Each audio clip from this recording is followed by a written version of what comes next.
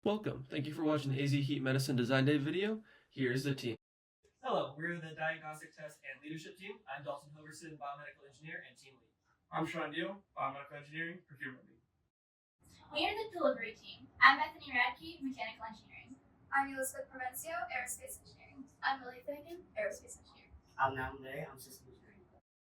Hi everyone, I'm Jennifer Nolan Garcia, and I'm Software Engineering and the sole member of the Software Team. In communities like our Berge Winter Design, dehydration is a serious and often fatal issue. Many people are either unaware that they are dehydrated or lack the resources to properly rehydrate themselves. As a result, Pima County reported over 120 heat-related deaths in 2023 alone, a number that continues to rise each year, bearing a growing crisis across Arizona. It is clear that something must be done not only to educate individuals about the dangers of dehydration, but also to provide real solutions for prevention and treatment. That is exactly why the AZ Medicine Team was created. We have developed and integrated a system that can make a real impact on the Tucson community. In order to address this growing dehydration crisis, the AZ Heat Medicine Team has developed an integrated drone delivery diagnostic test and software system to identify, test, and treat dehydration, mitigating heat-related health risks in the community. Along with that, for this and future iterations, the samples of interest for the diagnostic tests are urine and saliva, with more of an emphasis on urine. It should also be noted that this is a prototype system. More work can be done in future years to optimize the efficiency, usability, and viability of this project. In our video, we'll be moving through the stages of our project's life cycle as seen in this illustration. The team will be describing and demonstrating each aspect of our product through the cycle and how each part is vital in completing our goal of identifying, testing, and treating dehydration and mitigating heat-related health risks in the community. Here is the bay door mechanism. Its main requirement is it must weigh less than 1.5 kilograms. Here's the drone. Its main requirement is to fly for 20 minutes each flight. Here is the full delivery system. Its main requirement is to drop the payload within 3 seconds of receiving the signal. Once the drone takes off, the drone operator will search for individuals that may be dehydrated, utilizing 2 key softwares based off of previously acquired drone data. After each flight, we run the acquired drone footage through our You Only Look Once, also known as YOLO model, to detect individuals as seen in this video, targeting 80% detection accuracy. Acquired metadata are also logged with the detection video. Then with our detection videos and other acquired metadata, we perform a heat risk correlation assessment based on defined thresholds such as high risk for extreme heat and low risk for safer conditions. These past results will help the drone operator make a more informed decision on if the viewed person is possibly dehydrated. During our simulated testing, the temperature threshold is 80 degrees Fahrenheit, so no heat stress cases were expected. Future iterations of this project can utilize this model when community testing and implementation of this product occur. After an individual suffering from heat stress has been identified, a test will be dropped off to determine their hydration status, like this.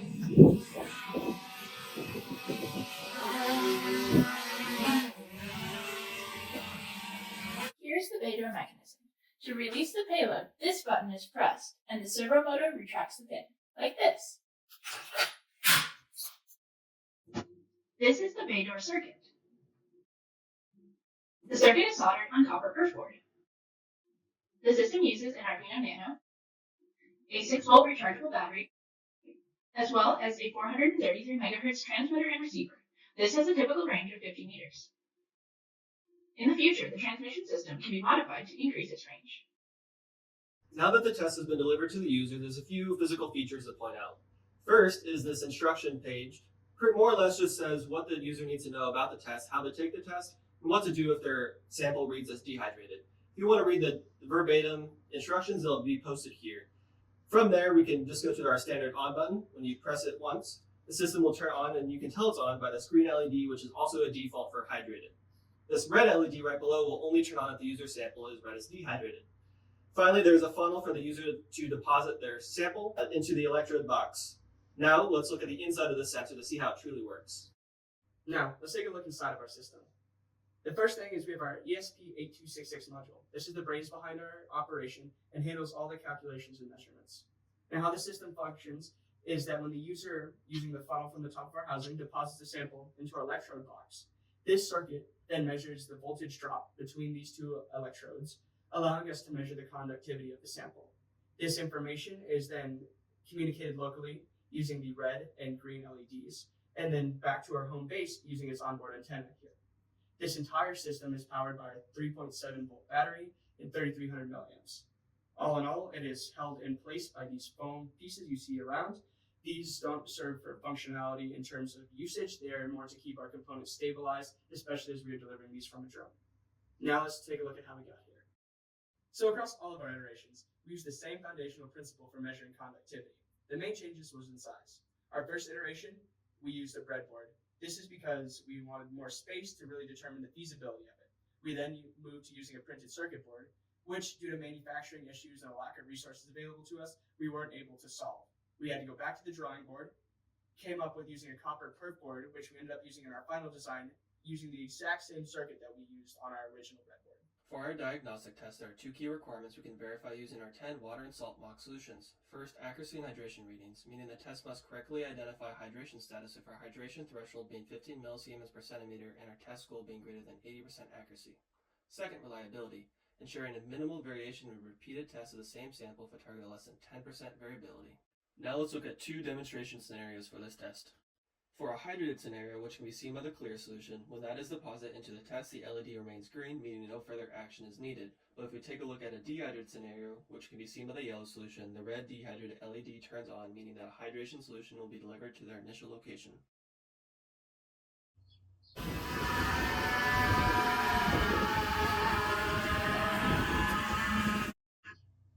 During final flight test, we experienced a safety issue when our drone crashed due to an improper battery connection damaging the drone and its camera. The team was able to fully repair this, ensure safe flight, seen in the demo videos provided throughout, but due to prioritizing safety, our drone will not be able to fly on design day. Instead, this video has demonstrated drone delivery abilities. The beta mechanism will still be demonstrated separately on design day. Once the drone has returned to home base, this interaction is complete and its data will be entered into our software system. Every interaction improves our correlation module that highlights areas where dehydration is more likely. With that is one complete use cycle of the AZ Medicine product. Now we'll come back to the previously mentioned main system requirements and the results we obtained from verification of our various subsystems. First, if we take a look back at a few of our delivery system requirements, we can see that after carrying out verification, they all pass. Moving to the diagnostic test, the two main requirements were have a greater than 80% hydration accuracy and a variation less than 10%. After conducting a respective test for the sensor, it was seen that it has an average hydration accuracy of 98% and variation of 5.9%, passing both accuracy and reliability requirements. And since the team was able to create a working prototype for this test, future iterations will focus on minimizing the size as seen in this cost-efficient design. Next, for our software system results, our detection module aimed for 80% accuracy and achieved an average of 88.3% across multiple videos, surpassing the requirement. And for the correlation module shown in this table, a heat map, it successfully assesses heat stress probability based on environmental data. As we view the AZ Heat Medicine's verification tables for each system requirement, it can be seen that all assigned requirements are verified through a variety of tests, demonstrations, inspections, and analyses. Due to that, the team is able to deliver all assigned deliverables to our sponsor. As this video comes to a close, we want to remind you of the AZ Heat Medicine's team focus over the past year. This team has developed an integrated drone delivery, diagnostic test, and software system to identify, test, and treat dehydration, helping to mitigate heat-related health risks in the community. That being said, the work is not yet complete. Future teams will have the opportunity to further refine and optimize the system, ensuring an even greater impact. Thank you for watching.